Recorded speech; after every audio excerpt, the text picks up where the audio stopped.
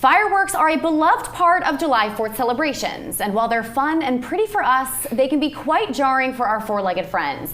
Joining us with how to keep our pets calm and safe this 4th of July is Margo Parish, owner of Sandy Paws and her dog Parma.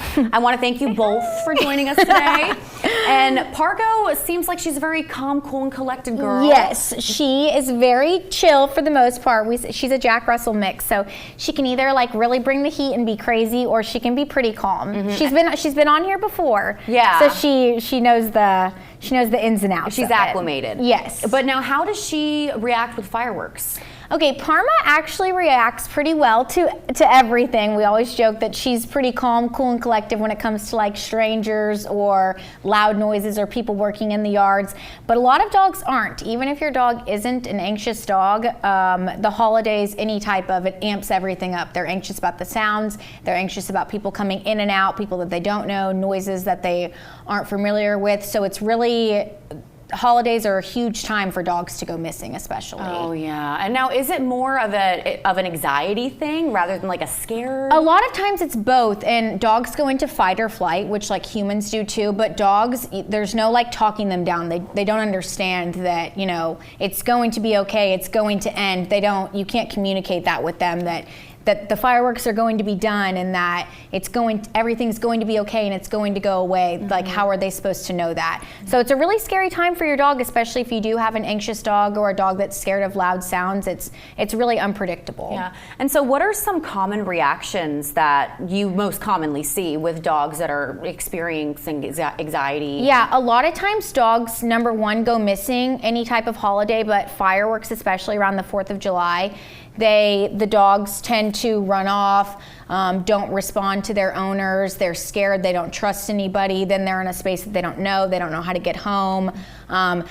Dogs can chew their way out of their crates, chew their beds, chew the house up, or dogs just react and do things that they wouldn't regularly do around people or harm other pets or people just because they're scared, so that's how they react. Okay, so I want to break all of those down. So the pets, you know, if they go missing, I feel like we're at a point now where like we have so much technology and like we're so advanced. Yeah. What are some recommendations you have to, you know, protect ourselves in case a dog was to run away? Yeah, definitely always have your dog microchipped.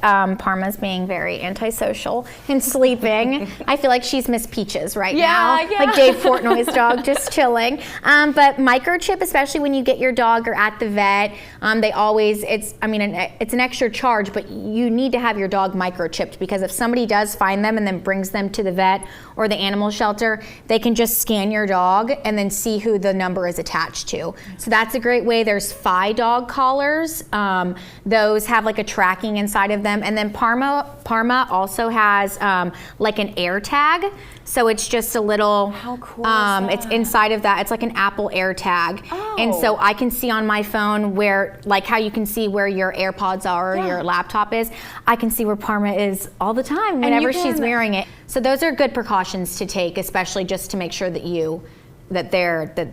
know that they can be found. Well, and that's so, like, I feel like that's probably the easiest, quickest solution. Yes. Like, they sell those colors everywhere. And they're like $25, the air tags. Yeah. Okay, wonderful. And then, of course, so what can we do as pet owners to keep our dogs as comfortable as they can be during fireworks? Right, so like a huge list of things. It kind of goes back to like having a puppy too. You want them to be comfortable and happy and safe. So if your dog is not used to the noises or you don't know how they're going to react, not everybody like loves to crate their dog, but crate your dog, put them in a pen, put them in a comfortable room, make sure that they're with smells and toys and things that they know and like, make sure they have food and water, and some people even take like bigger precautions and give them, you know, doggy CBD, and which is big now, but it really does help a bunch of dogs, or any type of medication. Just make sure that they feel safe, because when they don't feel safe, that's when it can get a little out of hand and they can get scared and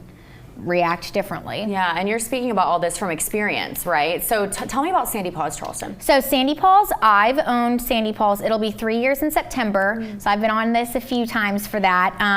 I was just walking dogs on some of the dog walking apps and just realized that, you know, that's where my passion was. And so I left my job that I was at and kind of started from nothing, and now I've recruited over 20 girls. I have 20 employees, 25 plus employees that work for me.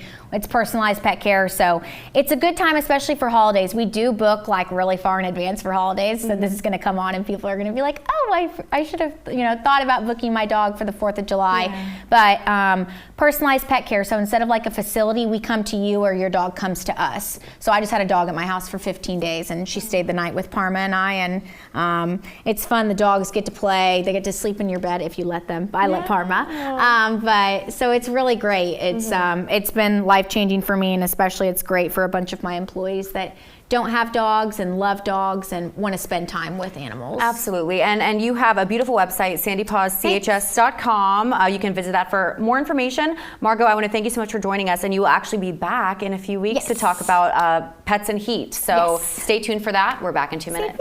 Thanks.